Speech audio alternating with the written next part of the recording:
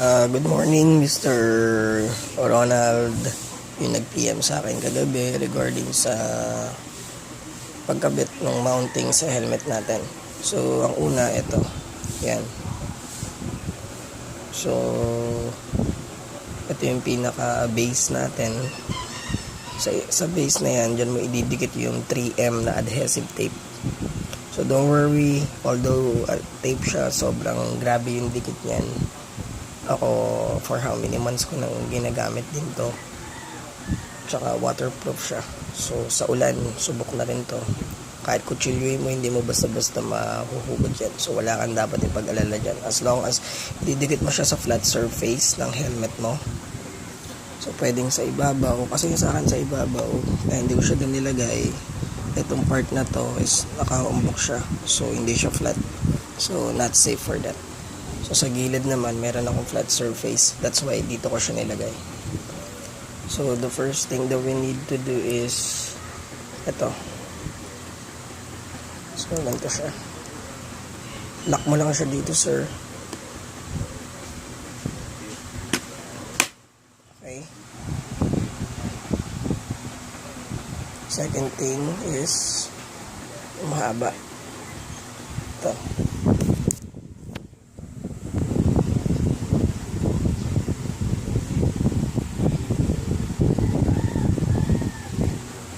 Just put it here.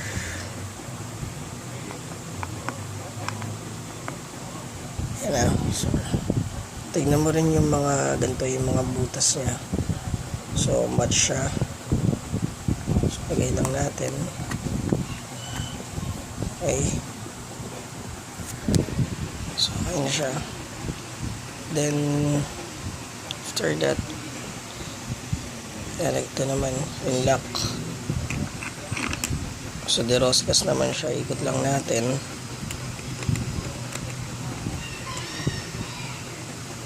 Huwag muna ganong higpitan pag yan para ma-adjust pa natin.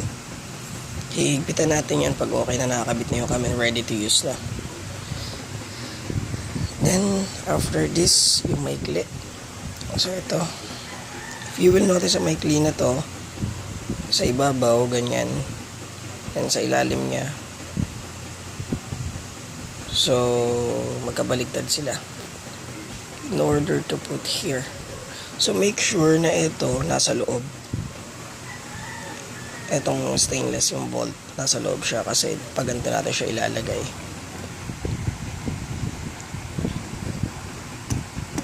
Yan. Kasi yung lock niya na ipapasok natin dito eh.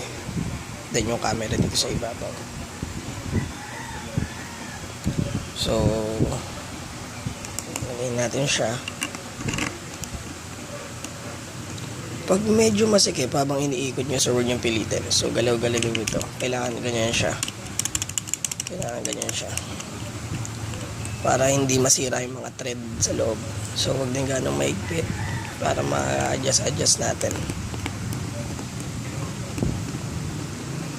Okay. So yan na siya, sir.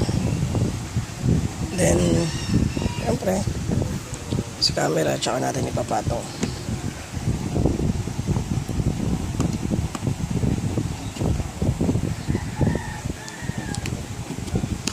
Okay. So, ipatong na natin, sir, no?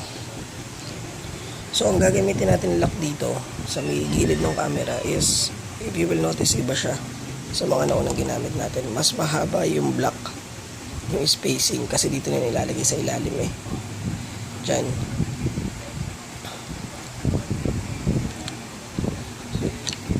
So, dito sa part na to, medyo kailangan laruin natin ng konti.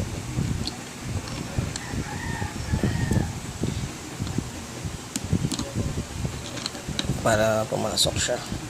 Delikado kasi, sir, pag pinilit natin, masisira yung thread and may possibility na mag-crack siya sa loob.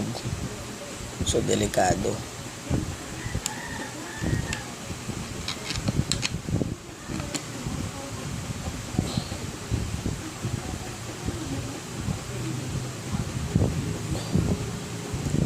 Ikot lang natin.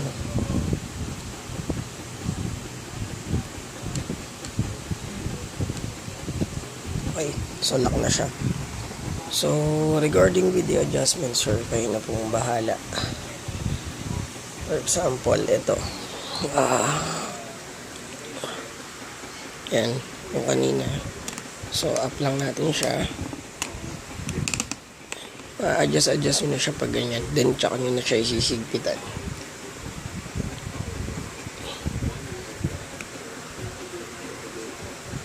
Sa ilalim, lahat ng nilagay natin tsaka nyo siya higpitan. So ganun lang, sir.